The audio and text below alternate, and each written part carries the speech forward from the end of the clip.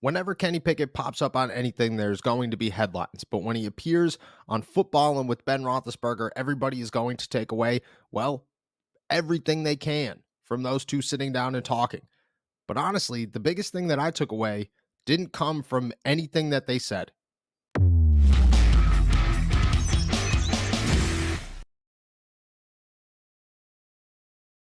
What's going on, everybody? I'm Noah Strackmine. Thank you for jumping on to Steelers to Go, your daily to-go cup of Pittsburgh Steelers news and analysis. Find us on youtube.com/All Steelers Talk and subscribe anywhere you get your podcast. Today, we're talking about what stood out during Kenny Pickett and Ben Roethlisberger's conversation on Football. And obviously, there was plenty of takeaways and headlines to share, starting probably with Ben Roethlisberger admitting that at first he didn't really want Kenny Pickett to succeed. He honestly didn't want his name to be passed up, which it's hard to pass up a Hall of Famer.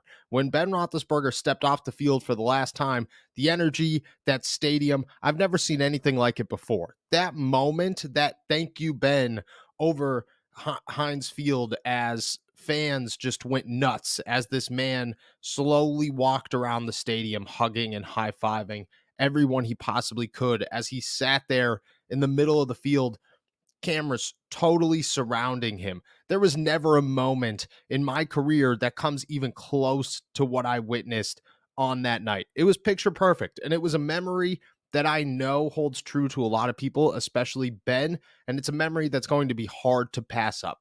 So for two things. One, I don't believe Ben Roethlisberger's name ever goes away. The whole Ben Who that he's concerned about, I don't think that ever leaves. And two, I don't think it takes a couple of games. I don't think it takes one season for people to say Ben Who. I think it takes a whole career to say this is the next great quarterback of the Pittsburgh Steelers. And Kenny Pickett might be on his way there, but after 1 year, 7 touchdowns, 9 interceptions, he's not there yet. But there is something that stood out, and we talked about this time and time again. The Steelers Super Bowl window is certainly open.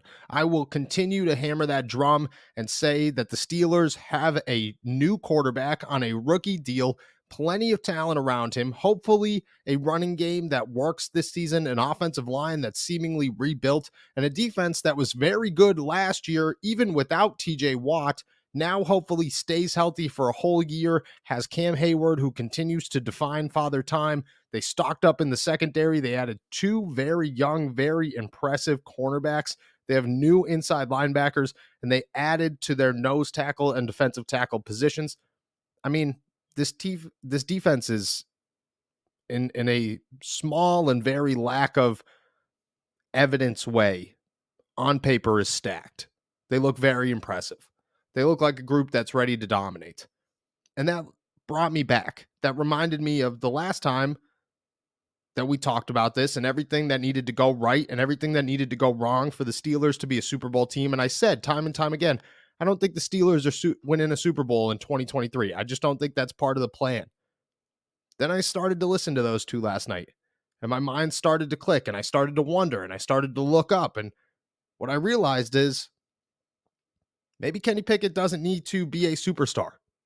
Maybe Kenny Pickett doesn't need to do anything.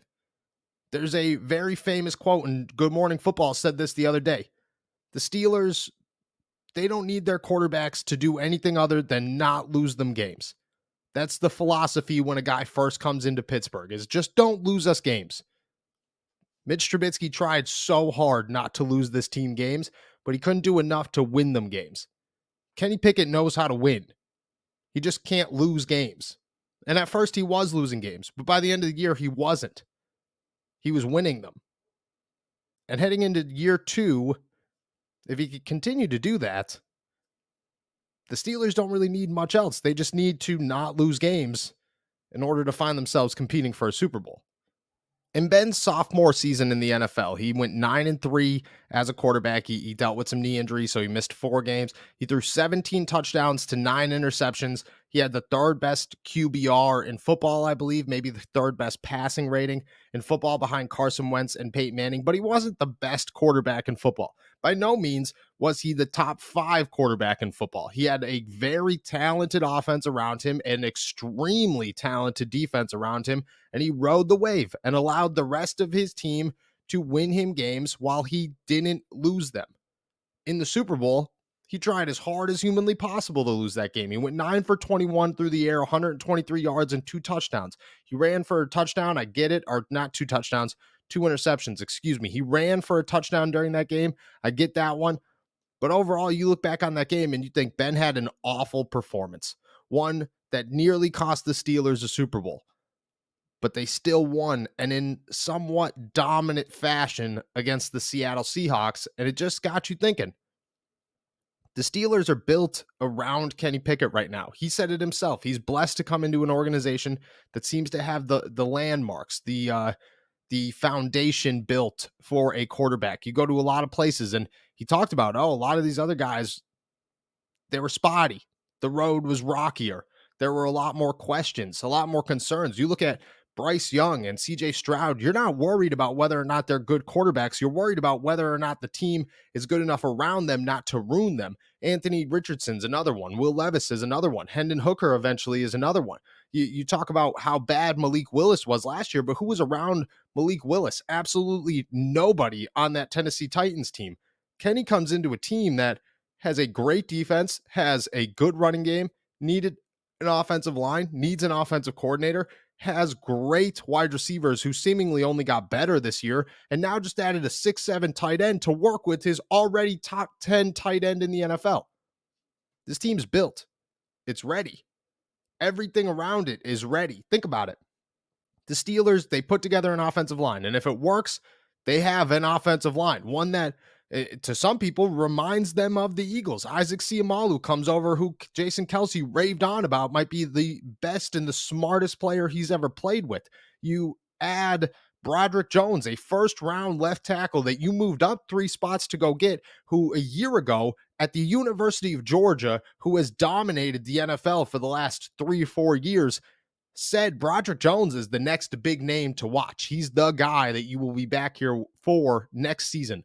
And he was. The Steelers went and got him. So there's got to be high expectations there. You have a running back in Najee Harris who started to click last season after he got healthy. And if that happens for a whole year on top of Jaylen Warren taking a real step forward as a sophomore in the NFL, I mean, the running game's got to be there to some degree, right? George Pickens enters year 2 of his NFL career. In year 1, myself included, people were calling him a superstar. He was a loaded weapon, a guy who caught anything.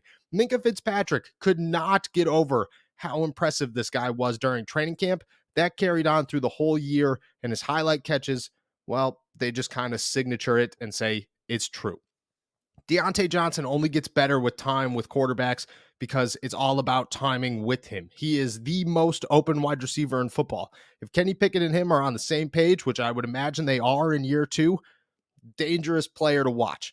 Pat Freiermuth is only going to get better with the addition of Darnell Washington, and the running game is only going to get better with the addition of Darnell Washington. Connor Hayward probably has a more unique role this season, but one that could utilize him better.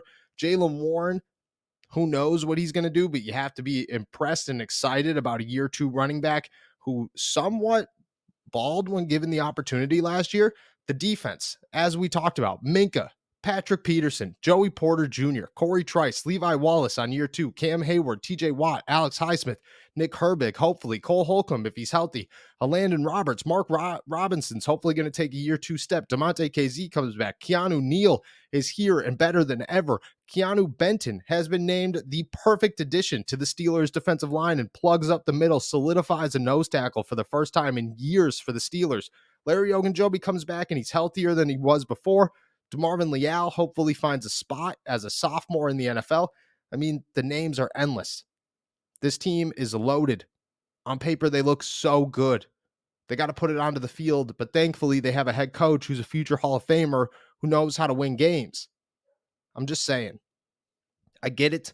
I understand who the Kansas City Chiefs are. I understand who the Philadelphia Eagles are. I understand who the Baltimore Ravens and the Cincinnati Bengals are. I understand that the Denver Broncos have a very talented team on paper as well, and they didn't look that good last year either. I understand the Jacksonville Jaguars are on the up and up. I understand the New York Jets got Aaron Rodgers. I get it all. I get all the question marks, all the reasons that the Steelers won't go and win a Super Bowl. I'm just saying, if you talked about them on the other side of this, chances are this conversation sounds exactly the same. You can name all the great things and then say, oh, well, this team and this team and this team and this team. There's always going to be obstacles, just like anything in life. You're going to look at it and say, well, maybe it's not the perfect time. Who knows when the perfect time is? In the NFL, it's about who's hot and who's ready to win and who's dominant at the right time in the season. The Steelers, if they got into the playoffs last year, people thought they were going to make a run. I was one of those people. And to start this season off, you don't have to go 16, 17 and 0. You just got to make the playoffs and see what kind of magic Kenny Pickett and this team could put together. And I'm just saying that, there was some spark last year. There was lots of spark last year for a guy who had no reps during the summer with the first teamers, who had to develop on the fly in Pittsburgh, who was tossed into a terrible situation in halftime of a game that he should have never been tossed into. His first start was against the Buffalo Bills, and his second start was against the Philadelphia Eagles. That is awful. Year 2 is different. And I'm just saying, there's excuses for every team not to win a Super Bowl. Some guys do it. Some teams do it. Don't rule the Steelers out of doing it this year.